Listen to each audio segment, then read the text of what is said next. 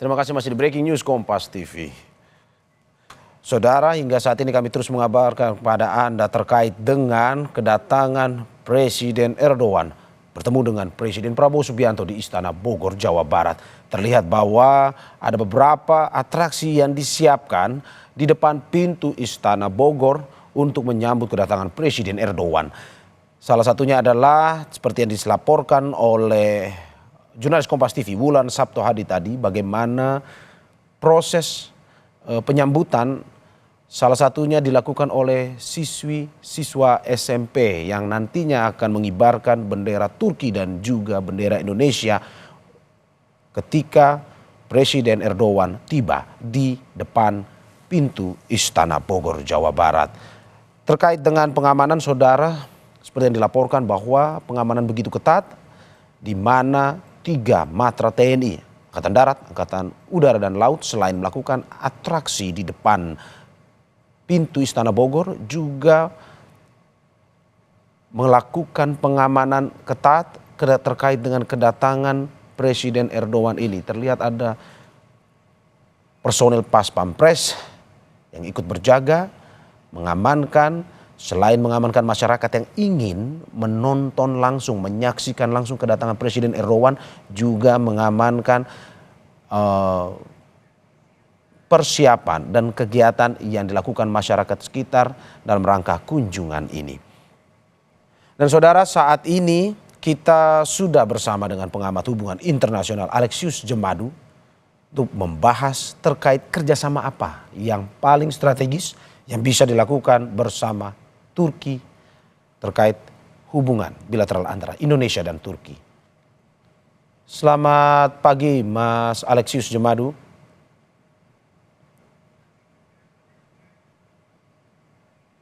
Halo, selamat pagi. Selamat pagi Pak Alexius, terima kasih sudah bergabung di Breaking News Kompas TV. Kedatangan Presiden Turki, Presiden Erdogan bertemu dengan Presiden Prabowo Subianto. Pak Alexius, dalam pertemuan kali ini yang kita penasaran, kita ingin bertanya, apa kerjasama yang paling strategis yang bisa dilakukan bersama Turki dan juga Indonesia ini?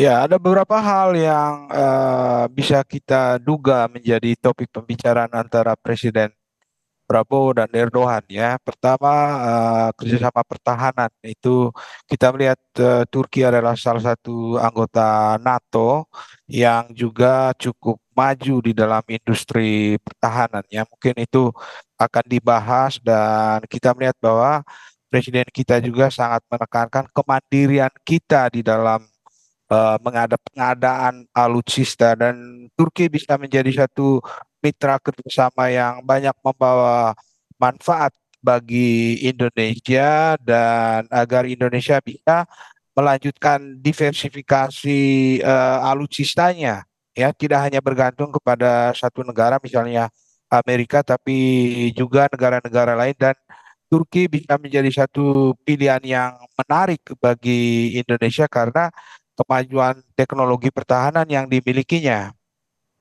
Yang kedua adalah kerjasama dalam bidang pangan ya, karena Turki itu Anda tahu juga sangat berperan di dalam masalah pangan, khususnya terkait dengan perang di Ukraina, dan Turki di situ berperan sangat penting ya. Karena itu bagi Indonesia, Turki bisa menjadi mitra dalam rangka prioritas pangan yang mau ditonjolkan oleh pemerintahan Prabowo saat ini. Kemudian yang ketiga juga kerjasama perdagangan itu penting bagi Indonesia karena Turki adalah pintu gerbang menuju Eropa ya, European Union, dan Turki bisa menjadi mitra yang sangat penting bagi Indonesia dalam rangka meningkatkan pasar non tradisional bagi komoditas-komoditas Indonesia, dan Turki bukanlah negara yang mau menerapkan berbagai syarat yang mempersulit perdagangan kita ya, dan itu bidang-bidang yang strategis yang akan membawa banyak manfaat bagi Indonesia, dan kita melihat bahwa Pak Prabowo sangat antusias menyambut kedatangan Presiden Erdogan ini. Oke, Pak Alexius, dari informasi yang kami dapatkan bahwa dalam rombongan yang dibawa oleh Presiden Erdogan kemarin ada Menteri luar negeri yang ikut dalam rombongan tersebut. Selain itu juga ada Menteri Pertahanan dan juga Menteri Energi. Anda tadi sudah membahas sedikit terkait dengan kerjasama pertahanan. Lalu ada hubungankah dengan Indonesia dan juga Turki nantinya terkait dengan kerjasama di bidang energi ini sehingga Presiden Erdogan turut serta membawa salah satu menterinya yakni Menteri Energi untuk datang ke dalam kunjungan ini? Ya, Indonesia mempunyai ketersediaan sumber daya alam energi yang sangat kaya dan saya pikir Ya. Turki dalam hal ini sangat tertarik untuk investasi di Indonesia dan mengembangkan kerjasama energi ini dan ini bisa menjadi suatu momentum bagi Indonesia untuk memanfaatkan sumber daya alam ini secara optimal demi kepentingan pertumbuhan ekonomi kita yang 8% itu targetnya ya dan ini bisa menjadi satu fokus kerjasama yang akan diusung oleh Presiden Prabowo dan menterinya dalam rangka menampilkan Indonesia yang sangat komitmennya penuh ya pada energi baru terbarukan dan Turki bisa menjadi mitra yang sangat produktif bagi kerjasama Indonesia dalam bidang yang strategis ini.